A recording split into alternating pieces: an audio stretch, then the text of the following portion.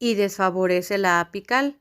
Los vasos apicales se ven expuestos a mayor fuerza expansiva por el tamaño de los alvéolos, mientras que los vasos basales experimentan una menor fuerza comprensiva. Como los fenómenos expuestos son dependientes de la fuerza de gravedad, estos se modifican con los cambios de posición. Es decir, si el sujeto se encuentra en decúbito supino, la distribución del flujo sanguíneo entre bases y ápices se hace uniforme, pero se privilegia la perfusión de las zonas declives del pulmón. En este caso será la región posterior del pulmón la mejor perfundida. En la zona 1 el flujo es dependiente. Sin embargo, la presión arterial pulmonar, a pesar de ser baja en los Alpes, es suficientemente alta para permitir el paso de la sangre a partir de los capilares. Si la presión alveolar aumenta, la presión arterial disminuye de manera importante. El flujo se obstaculiza notablemente y este desaparece, conformándose así una zona de espacio muerto. En la zona 2, el flujo es dependiente de la diferencia entre la presión arterial y la presión alveolar. En esta zona es mayor la presión arterial que la presión alveolar. Fisiológicamente no hay impedimento para la circulación. En la zona 3 el flujo se produce de la manera habitual. Depende de la diferencia entre la presión arterial y la presión venosa. Como la primera es mayor que la segunda, el flujo se produce sin obstáculos. Son indispensables dos elementos para cumplir el intercambio gaseoso. De un lado la ventilación adecuada y del otro una perfusión óptima. La ventilación, en términos generales, es el proceso de movilizar aire desde la atmósfera hacia nuestros pulmones y desde nuestros pulmones hacia la atmósfera. Así se genera un intercambio gaseoso. La perfusión es el aporte sanguíneo que va a tener el pulmón para movilizar el oxígeno desde el ambiente a los tejidos. Pueden estar presentes unidades bien ventiladas pero mal profundidas, que son las unidades de espacio muerto.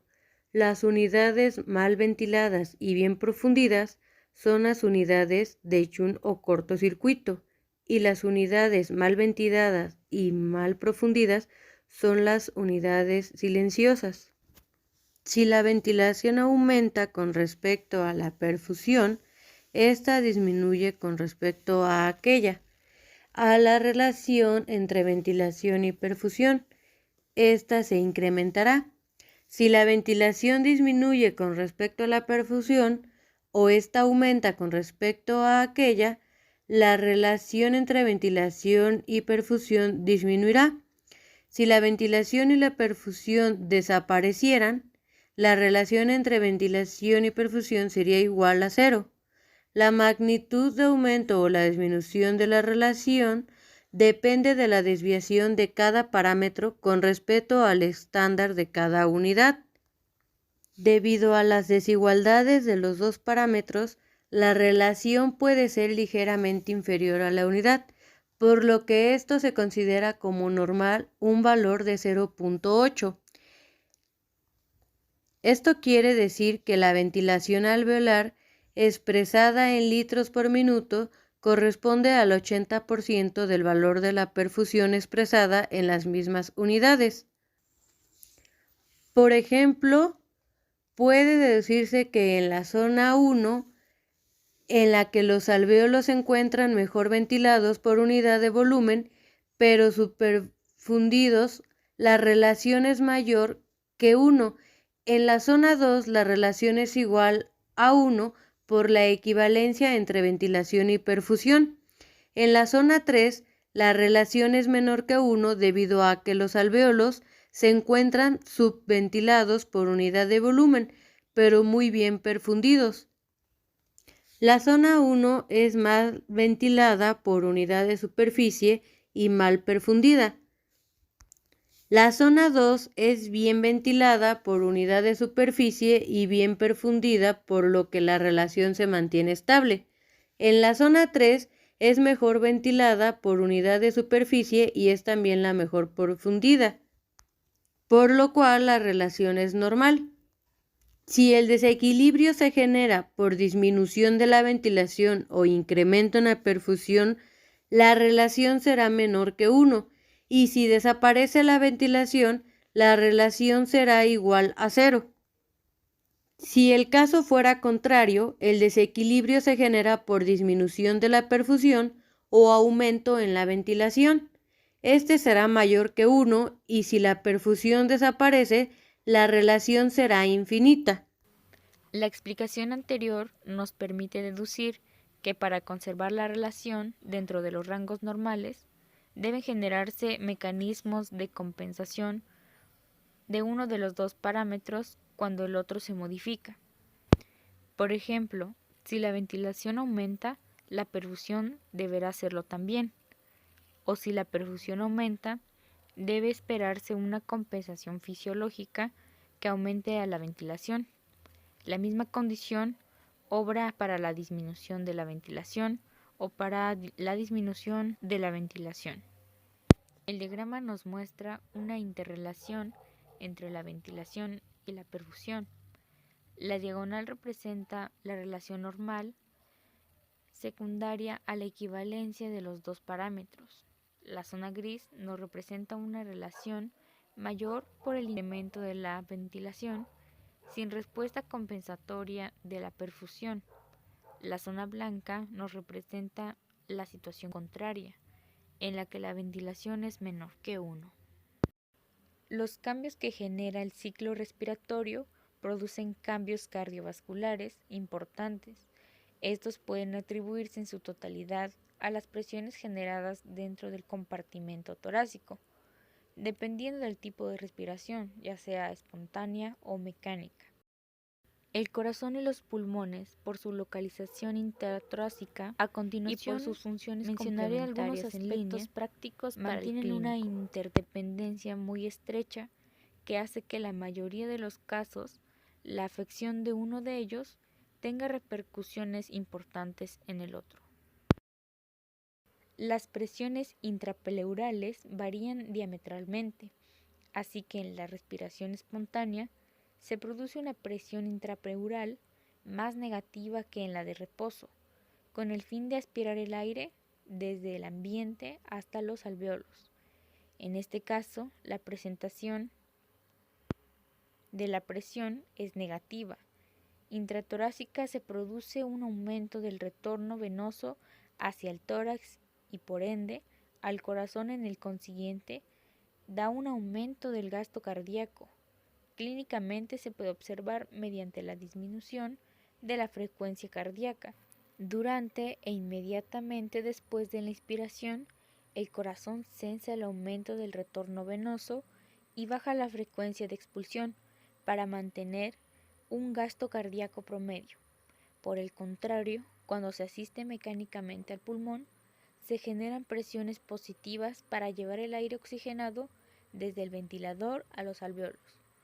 Esta presión positiva alveolar se refleja en una positivización de la presión intrapleural e intratorácica general, con la consiguiente disminución del retorno venoso al corazón. Si el paciente se encuentra en descúbito supino, las zonas de Wet se modifican, puesto que estarán conformadas por los alvéolos rápidos de la zona 3, los alvéolos lentos de la zona 1 y los alvéolos estables de la zona 2.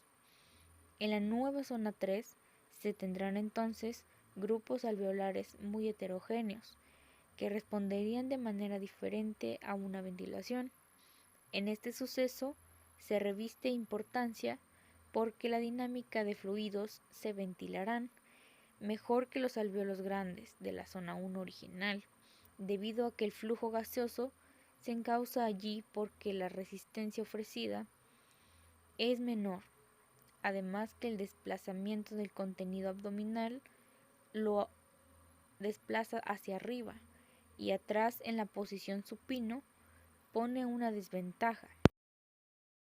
Es muy importante la movilización temprana del paciente. Y en los casos de hipovolemia, la disminución del gasto cardíaco y de la presión arterial en la mecánica al diafragma para su contracción. Estos hechos suelen ser la causa de atlexias posterior-basales que se observan con frecuencia en un paciente acostado. Entonces, el aumento en las unidades de espacio muerto y unidades de cortocircuito siempre van a generar una alteración de la relación que se traduce en trastornos de un intercambio gaseoso. Entonces corresponde al clínico determinar el origen de dicha alteración para poder plantear estrategias de tratamiento que suelen ser sólidas cuando se interfieren desde una perspectiva fisiológica. Las unidades con baja ventilación y perfusión pueden contribuir al desarrollo de la hipercamia y la hipoxemia. Siempre se producirá hipoxemia con o sin hipercamia, dependiendo del grado del deterioro y de las características individuales de cada caso. Las unidades con alta ventilación y perfusión desperdician ventilación, pero tienen escasos efectos adversos sobre los gases arteriales. Las enfermedades pulmonares se relacionan con modificaciones en las unidades pulmonares.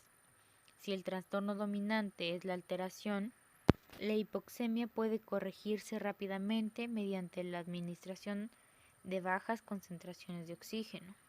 Los pacientes con enfermedad pulmonar tienen elevada proporción de alvéolos con relaciones desviadas hacia el cero o al infinito, lo que es causa de hipoxemia. Si esta proporción es irreversible, la única alternativa de manejo es la oxinoterapia.